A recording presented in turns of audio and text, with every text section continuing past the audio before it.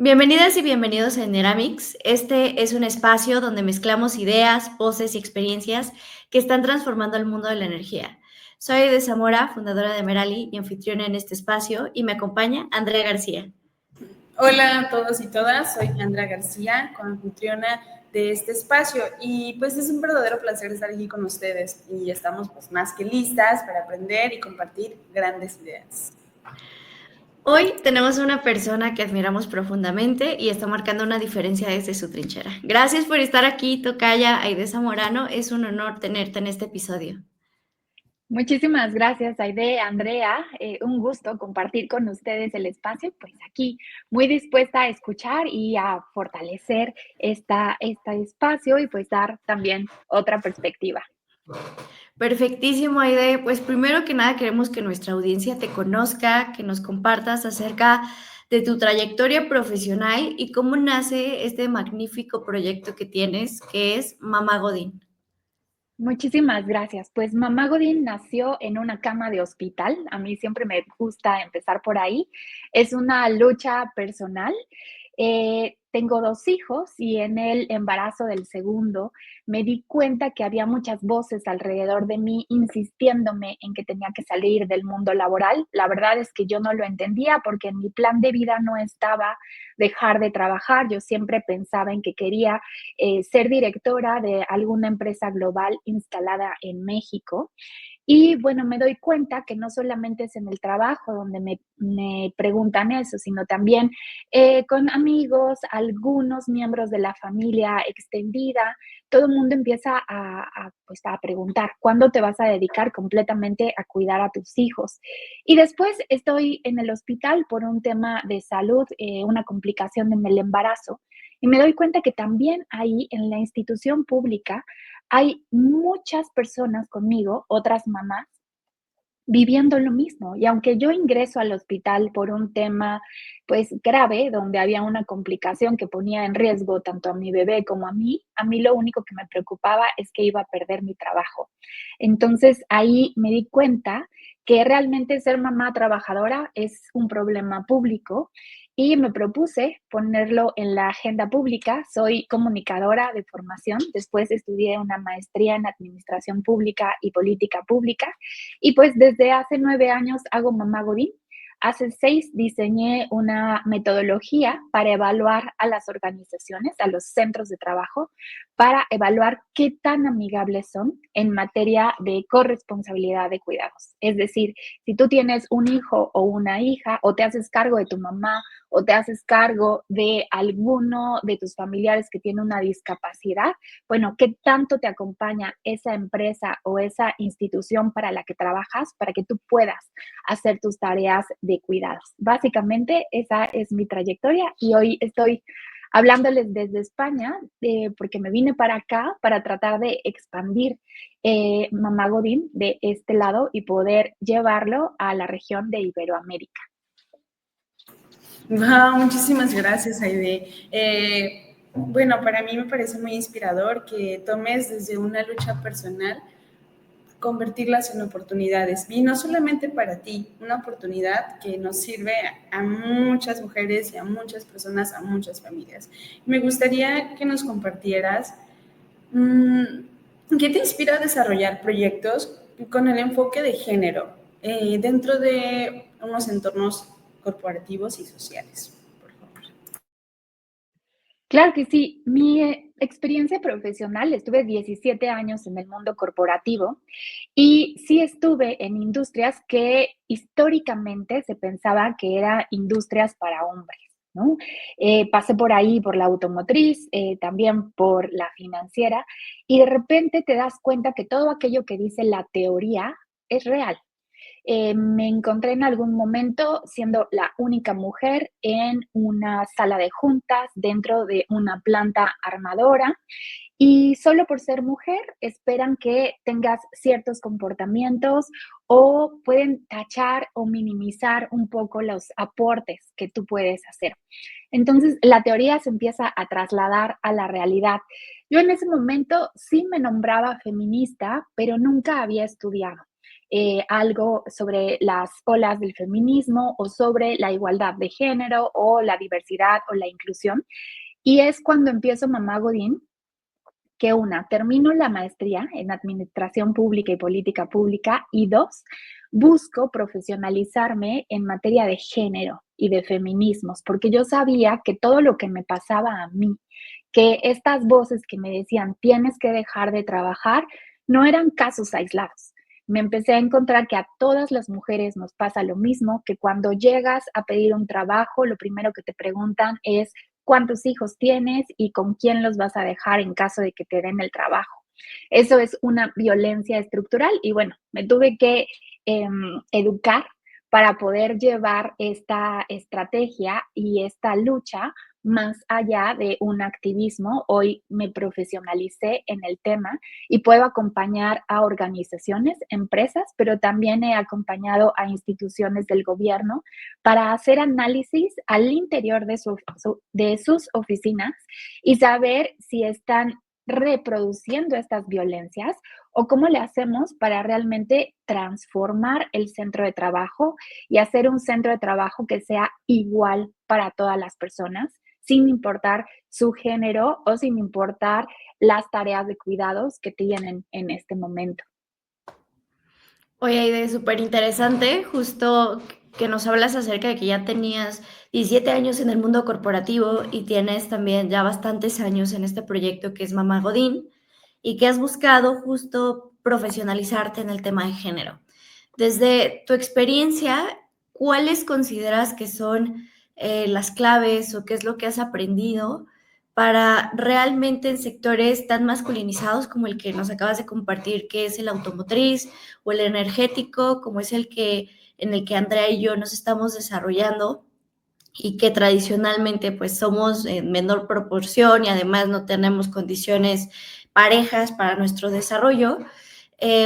¿Cuáles serían como esas claves de participación activa? ¿Cómo podemos realmente cerrar esos espacios que hoy están habiendo, ¿no? Esas brechas. Claro que sí. Primero entender que el problema no está en nosotras. No quiere decir que no estamos haciendo bien nuestro trabajo, no quiere decir que nos falta organizarnos mejor o que nos falta alguna competencia más, porque si llegamos a esos espacios es porque traemos las mismas credenciales, pasamos pues las mismas licenciaturas o maestrías, ¿no? Tenemos la competencia técnica, pero sistemáticamente el entorno está construido en estas desigualdades. Y yo siempre digo que es por desconocimiento. No creo que genuinamente hay alguna persona o algún líder que toma decisiones en las oficinas y que diga, hoy vamos a hacerle la vida imposible a todas las mujeres que están en el equipo o a todas las mamás que están en el equipo. Yo siempre pienso desde esa postura. No creo que alguien se levante con ánimos de hacerle la vida complicada a otra, pero el sistema, es decir, desde nuestra comunidad, el espacio privado como la casa, las relaciones desiguales que están también al interior de las casas, tu escuela, los propios medios de comunicación, todos los contactos que tienes con las otras esferas te fueron moldeando para hacer esta división sexual del trabajo. Y la división sexual del trabajo pues data desde la revolución industrial por lo menos, o podemos también encontrarla en el periodo entre guerras, ¿no? Cuando los hombres son vistos como proveedores, pero cuando se tienen que ir pues, a luchar, entre comillas, pues son las mujeres las que se quedan al frente. Cuando regresan los hombres, las mujeres también empiezan a participar más en la economía, pero siguen cargando las tareas domésticas. Y ahí entonces tenemos que hacer la diferencia entre los cuidados, porque yo siempre veo que el mayor reto que tenemos en la normativa mexicana es que cuando tú llegas a pedir trabajo, hace rato les comentaba, ¿no? Te van a preguntar quién está cuidando a tus hijos mientras tú trabajas aquí con nosotros. ¿De dónde viene eso? Que hay una ley federal del trabajo que ni tú ni yo controlamos, que se escribió desde o sea, tiene más de 100 años que esa ley federal del trabajo se escribió y no le han acomodado ese artículo, ¿no? Dice que las mujeres que nos convertimos en mamás tenemos 84 días de licencia por maternidad. Esos 84 días te los pagan al 100%, mientras que los hombres que se convierten en papás y son trabajadores, solamente les dan 5 días de permiso por paternidad y para eso no hay un presupuesto público. Entonces, cuando las mujeres creen que ellas están haciendo algo erróneo y los hombres también lo creemos, porque no es dolo de ninguna de las dos partes, es que crecimos en este sistema, es un proceso doloroso desaprender, pero es necesario transitarlo. Sí tenemos que reconocer primero, yo lo traduzco mucho a la gestión de riesgo de desastre, que primero tienes que identificar y tienes entonces que prevenir esos escenarios de riesgos. Si hoy en las empresas ya se hace un plan de continuidad de operaciones, ¿qué pasa? Por ejemplo, si se nos va la luz, ¿no? ¿Va a seguir funcionando la línea de producción o vamos a seguir siendo capaces de dar nuestros servicios? Se tiene un plan de continuidad de operaciones para esos casos, ¿no? Se tiene que hacer lo mismo para la plantilla laboral. Tienes que saber qué pasa si pierdes esta, esta fortaleza que tienen las mujeres que como ustedes trabajan en la industria de la energía. ¿Qué pasa si se te van de la empresa? Si ya tienen más de 3 años contigo, no solamente se llevan el puesto, sino que se llevan todo ese aprendizaje, todo ese know-how, y tú como empresa no solamente pierdes lo que le estás pagando en ese momento, sino que te causa otro tipo de riesgos, ¿no? Otras afectaciones a tu continuidad de operaciones. En Mamá Godín hemos calculado que cuando pierdes a una mujer por maternidad, y lo tenemos en 3 escenarios. ¿Qué pasa cuando pierdes a una mujer que está en un espacio operativo, o sea, que está en una línea de producción? ¿Qué pasa cuando pierdes a alguien que está en una gerencia, ¿no? Que puede que está dentro de esa misma planta o en un corporativo. ¿Y qué pasa cuando pierdes a una mujer que ya está en un cargo ejecutivo? Bueno, pierdes entre 250,000 pesos y 2 millones de pesos por cada una de las que se te va. Entonces, de ese tamaño es el problema. Si queremos entrar al tema de la igualdad y la inclusión y darle las mismas oportunidades a todas las personas, tenemos que hablarlo en términos económicos, que es lo que mejor entienden las empresas, ¿no? Las empresas tienen como principal propósito vender. Ok, entonces les tenemos que explicar las pérdidas que tienen al perder el talento, y el talento no decide irse, es tu falta de sistemas dentro la que les empuja a irse. Entonces creo que ese fue una explicación un poco larga, pero creo que es necesario porque de repente caemos en esta revictimización sin querer, ¿no? Es que es mi culpa, es que yo no me he preparado lo suficiente. Claro, no me puedo quedar después de las 6 de la tarde porque tengo que ir por mis hijos al fútbol. O claro, no sé, te inventas 1000 pretextos cuando en realidad el sistema no está pensado para que compagines las tareas de cuidados con tu desarrollo profesional. Aide, gracias por esa información que nos compartiste. Creo que hay muchos retos en este espacio. Uno de ellos, pues, es el desconocimiento del que nos platicabas, y también otro reto es identificar y reconocer eso. Pues, primero que no lo tenemos y que no lo sabemos, ¿no? Y que ya son moldes formados por un sistema y que ya creemos que los proveedores son tal y las trabajadoras son tal. Entonces, es cierto, a mí me sorprendió mucho la cantidad la cantidad que nos diste en pesos al perder el talento. Entonces, me sorprendió. Entonces, me gustaría que nos enfocáramos ahorita en la motivación para las niñas y adolescentes. ¿Cómo podrías considerar cómo se podrían ellas interesar en las industrias, por ejemplo, como en las energías renovables, y cómo podrían enfrentar ellas también el juicio sobre esto que estamos hablando, el juicio social, el juicio cultural, el juicio pues de un sistema que ya está formado. Muchas gracias. A mí me encanta y en algún momento fui promotora de las carreras STEM, ¿no? Yo estudié comunicación, como les dije hace un ratito, y después administración pública y política pública, pero en algún momento yo pensé estudiar física o química, ¿no? Y también pensé en estudiar medicina. Bueno, la vida me llevó por diferentes rumbos y terminé de este lado de la investigación en ciencias sociales, porque hoy es lo que hago. Entonces creo, y lo que he visto después de evaluar a más de 450 organizaciones desde Mamá Godín a lo largo de 6 años, si queremos inspirar a niñas y mujeres jóvenes a que se especialicen en STEM, si las abordamos en la prepa, en la universidad o cuando ya están en las oficinas, estamos muy tarde. Tenemos que llegar con ellas desde la educación inicial. Y todo empieza desde el juego. ¿Cómo socializamos el juego? Siempre pongo este ejemplo de las jugueterías. Ustedes vayan o imagínense su juguetería favorita y qué ven, ¿no? O sea, del lado rosa y azul. Además está súper estigmatizado, ¿no? Del lado azul, pues te encuentras la velocidad, el poder, la química, no sé, como todos los sets para armar y que te imagines tus imperios y la fuerza, ya sabes. Y del lado de la mujer o del lado de las niñas, ¿qué encontramos? Las nanitas, ¿no? O sea, las bebitas con la mamila, incluso ya le pueden tomar la fiebre o la temperatura. Tienes la versión mini del carrito del supermercado, tienes la versión mini de la cocinita.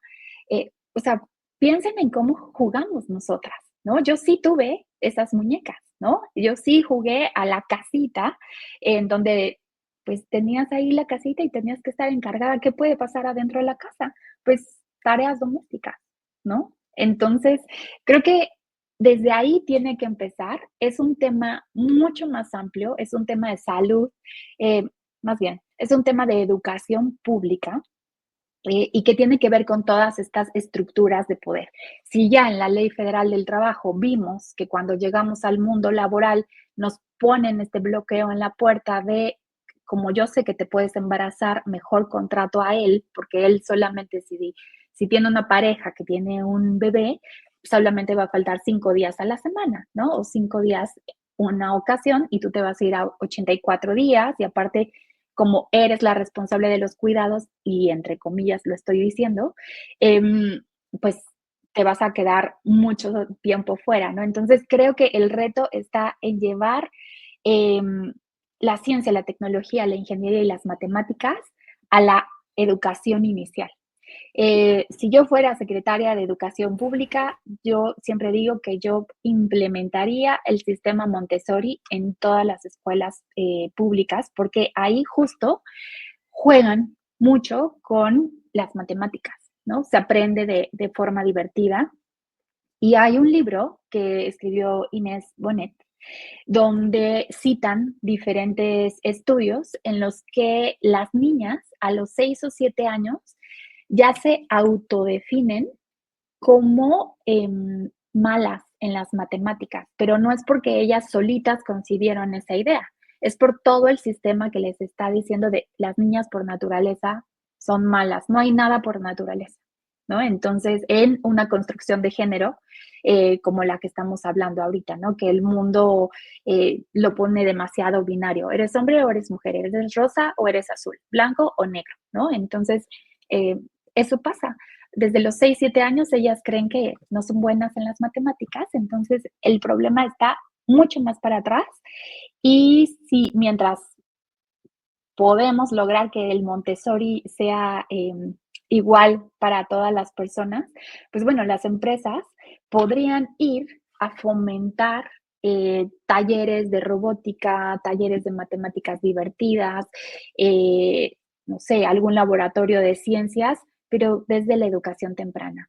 Antes de la secundaria las tenemos que inspirar y que vean, porque ver es creer, ¿no? Hoy yo estoy segura que hay muchas más niñas en México que sueñan con ser presidenta porque hoy ven a una mujer siendo presidenta. Entonces, si yo veo a una ingeniera y se parece además a mí, ¿no?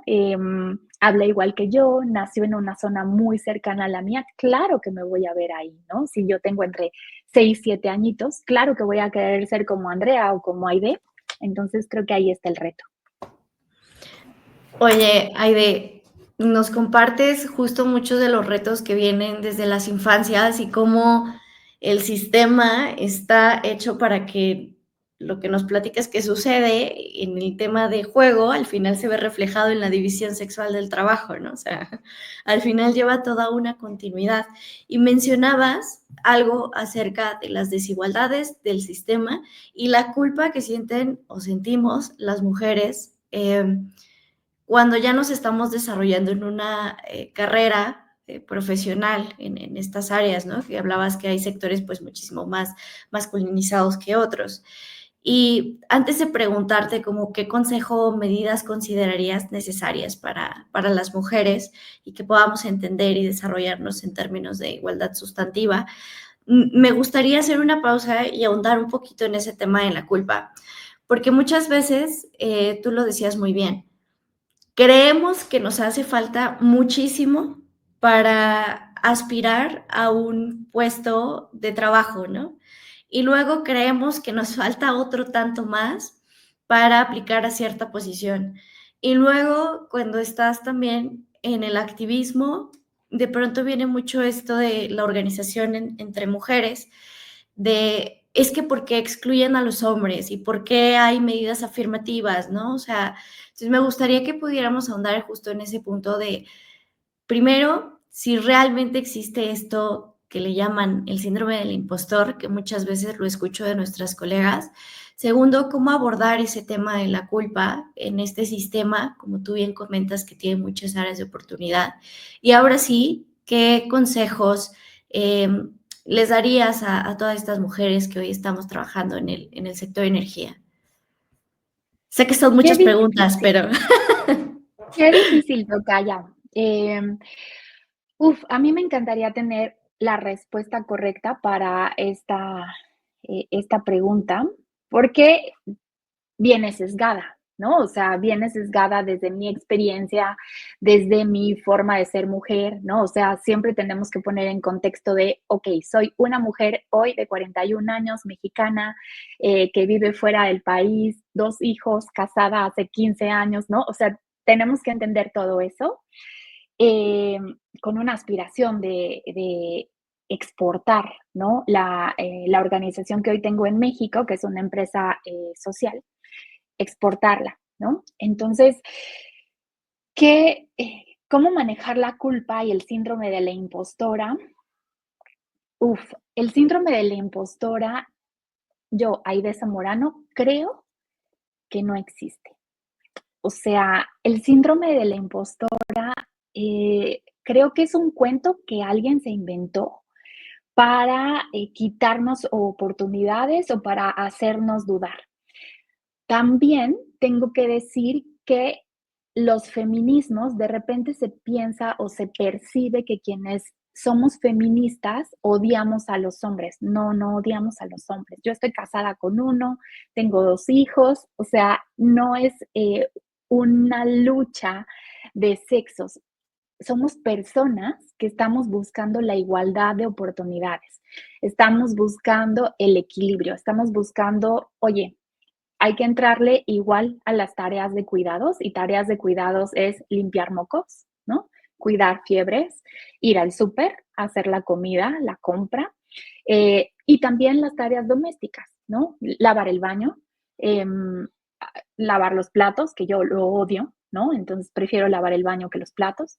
Entonces, ese tipo de tareas buscamos el equilibrio. Y cuando hablamos del mundo del trabajo, pues también la misma oportunidad tiene una mujer que quiere diseñar paneles solares que un hombre que diseña paneles solares, ¿no? O sea, por ahí tendríamos que empezar como que a desdoblar estos conceptos, que no es para nada una ley de hombres contra mujeres, sino que estamos buscando la igualdad de oportunidades. Igualdad de oportunidades, me refiero a igualdad política, económica y social, ¿no? Todo lo que pasa en tu casa, todo lo que pasa en nuestras casas es político. Si no encuentras trabajo es porque allá afuera hay una lucha económica ahorita importante ocurriendo, ¿no? Si no hay con quién dejes a tus hijos mientras vas a trabajar, no es tu problema, es un tema público. Quien debe de garantizar quien debe estar facultado para los cuidados es el Estado y el mercado tendría que entrarle. Y por mercado estoy diciendo las empresas, ¿no? O cualquier centro de trabajo. Si trabajas para una institución pública, también. Si trabajas para una organización de la sociedad civil, también tendría que entrarle al tema de los cuidados. Entonces, el síndrome de la impostora para mí es un invento. Creo que ahí entra más un tema de personalidad y sí tenemos que trabajar en ok, yo ya estudié esto, tengo 17 años de experiencia, he manejado equipos en 23 países, a mí no me da miedo crear un equipo desde cero, ¿no? O puedo generar una estrategia, o puedo hacer mediciones. O sea, creo que está en la personalidad de reconocer, pero también reconozco que no lo sé todo, ¿no? También de repente digo, no, yo no soy experta en esta, pero para nada y y tampoco te puedes profesionalizar en todo. Entonces también tienes que saber pedir ayuda y también tienes que saber construir tus redes y tus alianzas estratégicas. Ahora, lo de la culpa es otra falla magnífica del mercado, ¿no? Porque como estamos en esta construcción social de las mujeres cuidan, los hombres deben de trabajar, a mí me parece bastante doloroso que sea pleno 2025 y todavía se cuestione la independencia económica de las mujeres. Entonces, este sentimiento de culpa, justo en la premiación de Mamá Godín de este año, vamos a tener un panel donde solamente van a hablar hombres sobre los cuidados, porque yo quiero escuchar si los hombres en algún momento han recibido una pregunta como esta que estamos tratando de resolver, ¿no? De, oye, ¿tú tienes culpa de dejar a tus hijos e irte a trabajar? Yo se la pregunté o se la hice hace poco a mi esposo y la verdad es que terminamos con que, ¿no? O sea, no lo he pensado. Y mi esposo participa muchísimo en todas las tareas de cuidados, en las tareas domésticas, o sea, es un hombre súper presente, pero en su cabeza no ha pasado, ¿no? O tengo estos amigos que me han dicho, mira, mi negocio estaba antes que mi hija y mi esposa. Entonces, ellas son las que se tienen que adaptar, ¿no? A mi vida. Y yo, wow, ¿no? Entonces, ahí te habla de toda esta construcción social y pues a quienes les enseñaron a tener culpa, a nosotras. La culpa es aprendida. Es otra, así como aprendimos que las niñas usamos vestido y nos gusta el color rosa, aprendemos que a las niñas nos tiene que dar culpa ser exitosas profesionalmente porque nuestro éxito debería ser suficiente, eh, no sé, seguir pues sí, los roles que nos están asignados al haber nacido mujeres, ¿no? Tal cual. ¿Y qué consejos? Primero, que recuerden que todo lo que pasa en tu casa es político, no es que a ti te falte una mejor agenda, no es que no estés lo suficientemente capacitada. Si estás buscando entrar a una industria, yo recomendaría busca mentoras, busca una mujer que ya esté ocupando esa posición a la que tú aspiras llegar. Y al tercero, pues diles que contraten a Mamá Godín para que hagan una medición de responsabilidad o de corresponsabilidad de cuidados, ¿no? Porque el ranking de Mamá Godín evalúa la gobernanza de los cuidados dentro de las oficinas. Y tenemos el cambio sistémico, que es otra metodología que se aplica directamente a las y los empleados, porque aunque ustedes no lo crean, las empresas, al último público que le preguntan qué necesitan para que esto funcione bien, es a sus empleados. Entonces, les ayudamos a identificar las necesidades de la plantilla laboral para que puedan ser un lugar con igualdad de oportunidades, tal cual. Entonces, eso es como que, pues sí, mis recomendaciones. No tengo las respuestas y pues ya les dije desde qué ventanita les estoy hablando para que lo tomen con la justa medida. Wow, estoy impresionada con tu respuesta, muchas gracias. Es que estoy ahorita sin palabras. Nos platicaste acerca de la igualdad de oportunidades y me encantó cómo distinguiste la igualdad de oportunidades en el área de política, económica y social, qué significa cada una, la importancia de tener mentoras y mentores también que puedan como guiarnos en nuestro camino, en el camino que nosotros deseamos y también porque nos cuestionamos y sentimos culpa. Y en base a todo esto, pero cambiando un poquito el enfoque, me gustaría preguntarte, desde una mirada crítica, ¿cómo observas que la transición hacia las tecnologías renovables puede estar generando una mayor carga de trabajo? O sea, la verdad es que sí tenemos más trabajo, sí, pero ¿qué significa esto? ¿Significa que vamos a seguir teniendo más trabajo, más carga? ¿Y qué podrías proponer para abordarlo?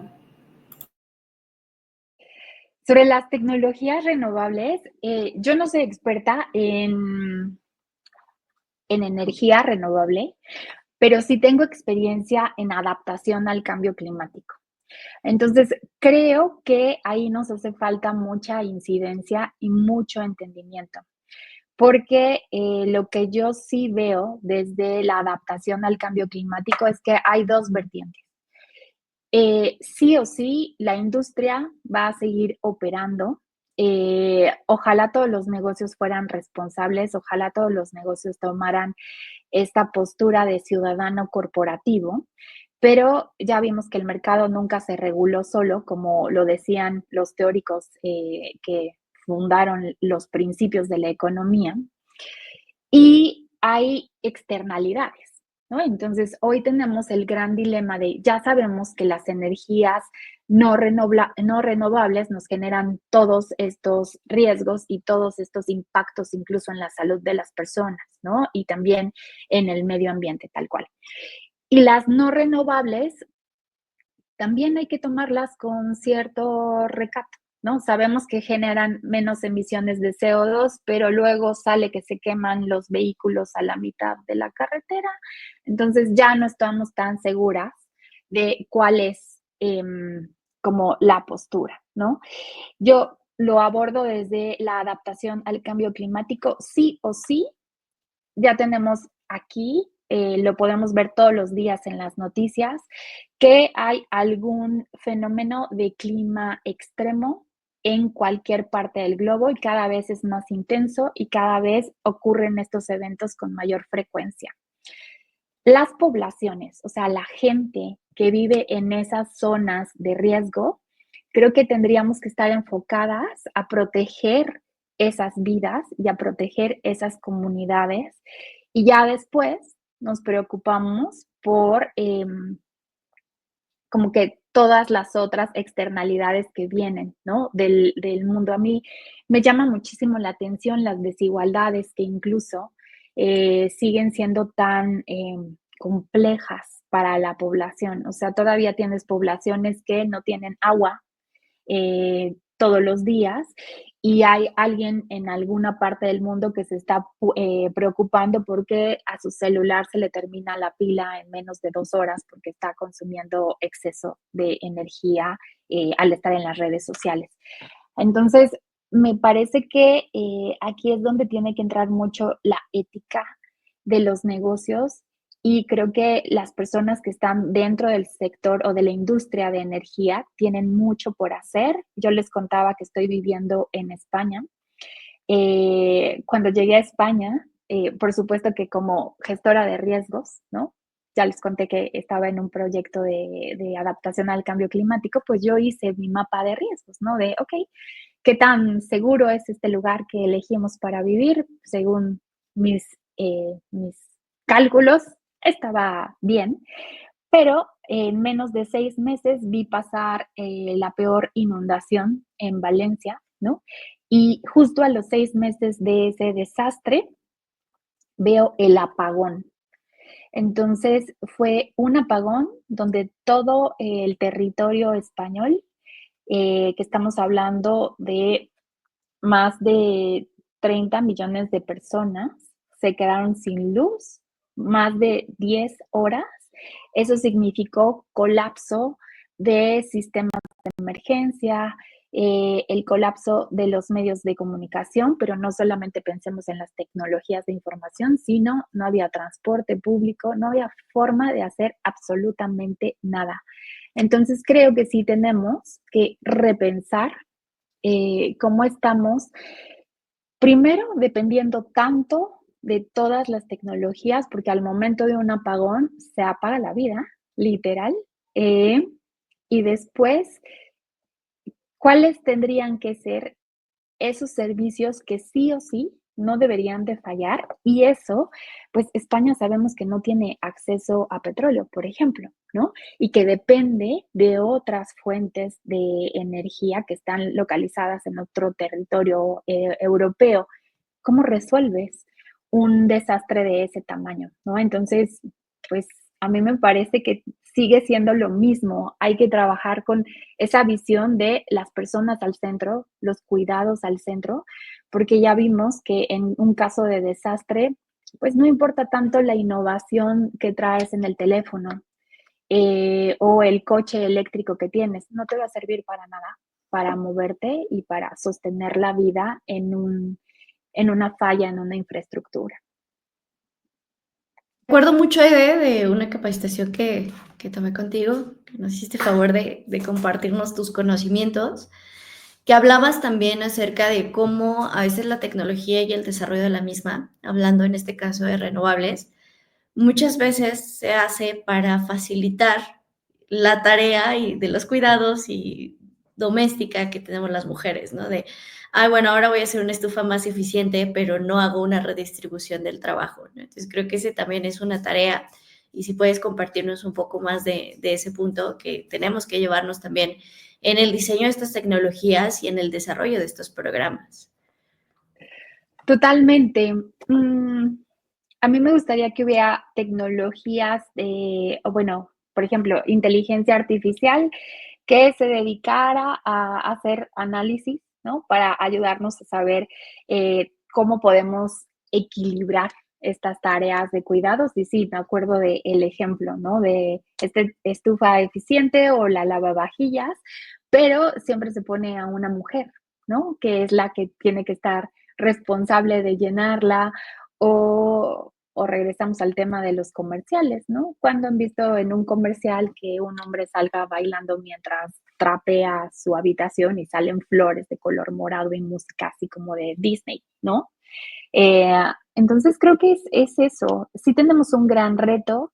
Es 2025 y la verdad con todo el ambiente político global que estoy observando, no sé si vamos a avanzar o a retroceder en este tema, ¿no? Porque se está señalando mucho a las personas que son diferentes, que somos diferentes, se está, pues sí, como generando este ataque sistemático contra las personas que tenemos ideas que todas podemos vivir en comunidad, ¿no? Y respetándonos. Y sí, el tema de las tecnologías, pues ojalá que hubiera una inteligencia artificial que me ayudara a cuidar a mis hijos, ¿no? Sobre todo cuando se cruza con un tema de salud mental, pero no, al final siempre eres como la figura sobre la que recaen los cuidados. Aide, pero sé que es un poco desalentador todo el panorama, pero también reconocer que iniciativas, que empresas como la tuya, como Mamá Godín, están ahí poniendo el dedo en el renglón y buscando que ese sistema cambie. Y la verdad que eso es de reconocerse muchísimo y es algo por lo que te admiramos un buen. Entonces nos gustaría que nos platicaras qué viene para Mamá Godín. Claro que sí, muchas gracias, tocaya. La verdad es que sí, estoy muy contenta del impacto que ha tenido Mamá Godín. He podido evaluar más de 450 organizaciones. Obviamente, la evaluación solamente la han aprobado casi el 20% de las participantes. Eso quiere decir que hemos mejorado las condiciones laborales para 1 millón de personas en México, que cuando lo traduces a una población de 130 millones, bueno, te das cuenta que todavía tienes mucho margen de acción.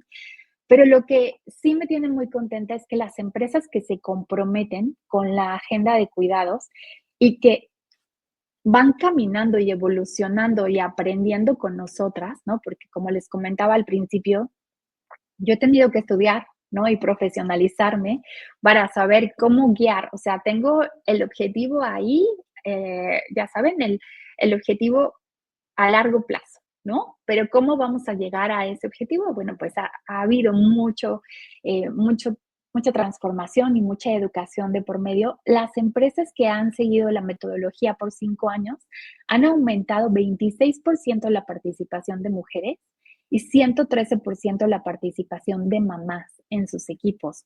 ¿Y cómo se logra eso? Con igualdad de oportunidades. Desde Mamá Godín no pedimos más oportunidades para las mujeres o beneficios extraordinarios para las mujeres o para las mamás. Pedimos la misma oportunidad, tal cual, ¿no? A las empresas que mejor les van es a las que igualan los permisos para que los hombres tengan también esa opción de cuidar. Tenemos que sumar a los hombres a la conversación de cuidados, tenemos que llenar esos foros que ocurren siempre de diversidad e inclusión en la que solo somos mujeres hablando, tenemos que llenarla con voces de hombres para que ellos también nos digan cómo están padeciendo este sistema que a ellos les inculca que tienen que ser los superhéroes, los proveedores, los que no se cansan, los que no se enferman y que toda la carga económica pues de la casa recae sobre ellos. ¿Qué más viene? Pues en septiembre vamos a tener la premiación del ranking, de la 6ª edición del ranking en Ciudad de México. Y ahí estaremos muy contentas si se pueden sumar al evento. Es un evento en Ciudad de México, en el sur de la Ciudad de México, en la Conferencia Interamericana de Seguridad Social. Y bueno, ¿qué sigue? La semana pasada estuve en ONU, tuve la oportunidad de participar en el foro político de alto nivel de la Agenda de Desarrollo Sostenible para presentar a Mamá Godín como pues un testimonio que sí hay metodologías y que sí hay empresas que estamos trabajando para contribuir directamente en los objetivos de desarrollo sostenible, el 3 que tiene que ver con la salud y el bienestar, el 5 con la igualdad de género y el objetivo de desarrollo sostenible 8 que tiene que ver con la dignidad en el trabajo. Así que, ¿qué viene? Pues tengo en la mente que Mamá Godín tiene que ser una empresa global con un impacto que se triplique. Hoy sabemos que solo 1 de cada 10 plazas de empleo que hemos evaluado está ocupada por una mamá. Para 2030 queremos que ese número se triplique. Muchas felicidades, Aide, y muchas gracias. Gracias también por compartirnos todo esto. Y yo sé, bueno, quedamos conscientes de que tenemos muchos retos, mucho trabajo por hacer, pero también muchas inspiraciones y estas ganas de querer hacerlo, estas ganas de que sí se puede lograr. Pues nada, muchas gracias por compartir tu experiencia y pues la visión de un futuro lleno de igualdad de oportunidades. Muchísimas gracias a ustedes por el espacio. Felicidades también por esta iniciativa, porque escuchar otras voces y ponernos a reflexionar de temas que a lo mejor no están en tu agenda todos los días es súper relevante también. Y pues también, ¿no? La compañía, gracias por la escucha y pues enhorabuena. Gracias a ti, Aide. Y para cerrar esta conversación, tenemos ya un ritual de finalizar este podcast. Y le preguntamos a nuestras y nuestros invitados que puedan compartir un reto a nuestra audiencia. que sea un hábito cotidiano, una acción consciente o una pequeña decisión que en tu caso contribuya a reflexionar, a cuestionar o por qué no accionar ya, a cambiar el mundo en términos de igualdad y de ponernos realmente estos lentes de género. ¿Qué te Sí, gustaría muchas compartirle a gracias. la audiencia? Claro que sí. Hace poco en un chat donde estoy, donde la mayoría, bueno, somos todas mujeres que trabajamos en sostenibilidad, surgió por ahí una reflexión sobre todas aquellas mujeres que han decidido no ser mamás. Desde Mamá Godín, y yo les compartía en este chat, desde Mamá Godín tenemos mucho el reto en descifrar o en explicar que cuidar, maternar y amar son 3 acciones bien diferentes. Entonces, necesitamos entender que el derecho a cuidar es irrenunciable. Todas las personas tenemos derecho a cuidar, a ser cuidadas y al autocuidado.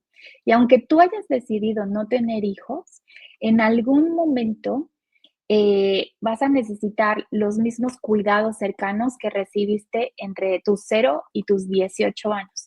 Así que eso, que cuando tengan a una compañera que es mamá o que va a convertirse en mamá, recuerden que es responsabilidad de la comunidad cuidar a esa nueva vida y que no, ella no decide renunciar.